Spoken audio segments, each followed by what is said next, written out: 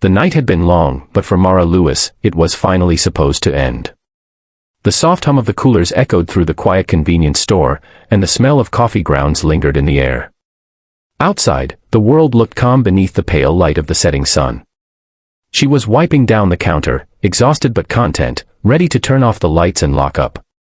But fate had other plans, the kind that can twist an ordinary night into something unforgettable.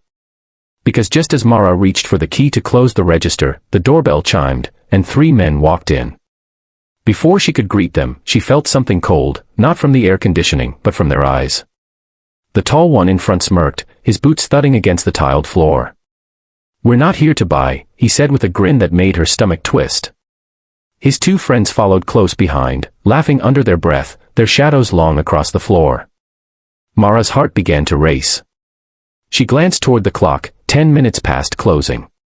She was alone, or at least, she thought she was.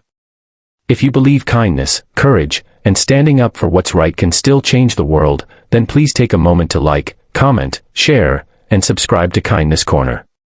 It helps stories like this reach more hearts. Mara tried to keep calm, her voice trembling as she said they were closed, but the men only stepped closer. The one with the leather jacket, his name tag read Kyle, laughed. "Closed?" he echoed mockingly.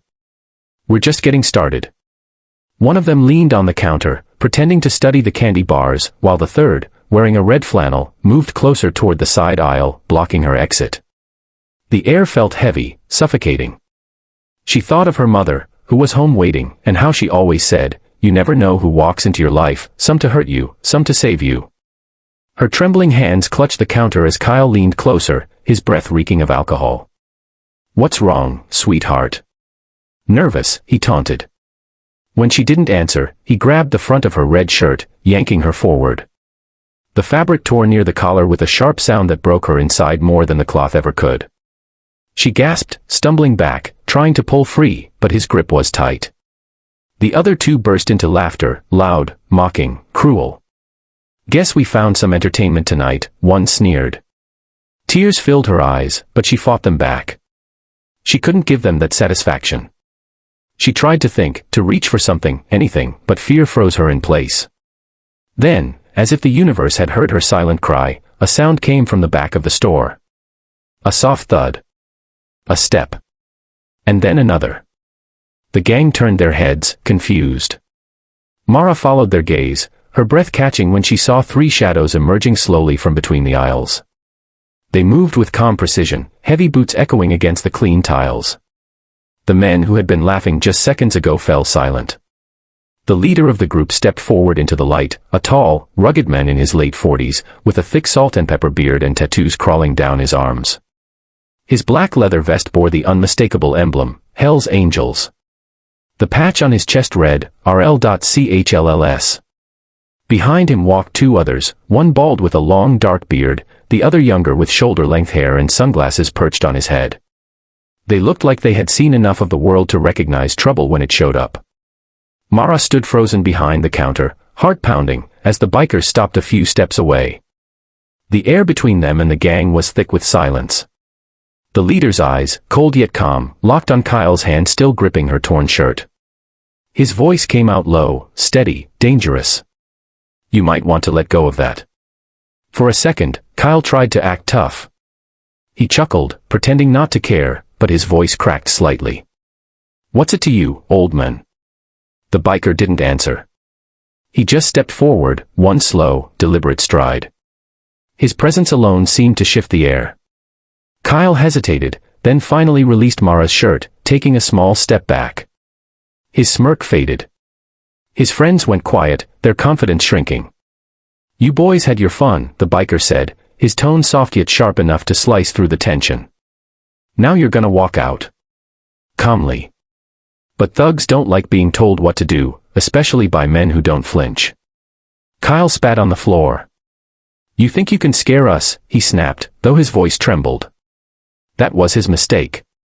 The younger biker behind the leader cracked his knuckles. The bald one tilted his head, smirking faintly as if he'd seen this story before. The leader's eyes never left Kyle's. "No," he said, his tone calm, "I don't think." "I know." What happened next wasn't a brawl, it was a storm that lasted seconds. Kyle tried to shove the biker, but his arm was caught mid-motion. A twist, a step, a sound, and he was on the floor, groaning. The second man lunged, but the bald biker intercepted him, pushing him against the counter so hard the shelf rattled. The third thug froze completely, hands raised, backing away until he hit the door. The bell above it chimed as he ran. The others stumbled after him, shouting something no one bothered to hear. Then, silence. Mara stood behind the counter, her torn shirt trembling in her hands, eyes wide in disbelief. The leader looked at her gently, his tone changing completely. "You okay, miss?" She nodded, barely able to speak. Her voice cracked when she whispered, "Thank you." He just gave a small nod and said, "Keep your lights on a few more minutes. You're never as alone as you think." Then, without another word, the three bikers walked toward the door, their reflections flickering in the glass as they stepped into the sunlight. Mara stood still, feeling her heartbeat slow, tears slipping down her cheeks, not from fear this time, but from relief. She looked out through the window as the motorcycles roared to life, their sound fading into the distance. For the first time in a long while, she felt safe. She realized that heroes don't always wear badges or capes, sometimes, they wear leather vests and carry a quiet kind of kindness that doesn't need to be spoken. If this story touched your heart and reminded you that goodness can come from the most unexpected souls, please take a moment to like, share, and subscribe to Kindness Corner. And before we end, I want you to comment below, what would you have done if you were in Mara's shoes that night? Because sometimes, the bravest thing we can do is believe that kindness still walks among us, even when it comes wearing tattoos, leather, and a heart that refuses to look away when someone needs saving.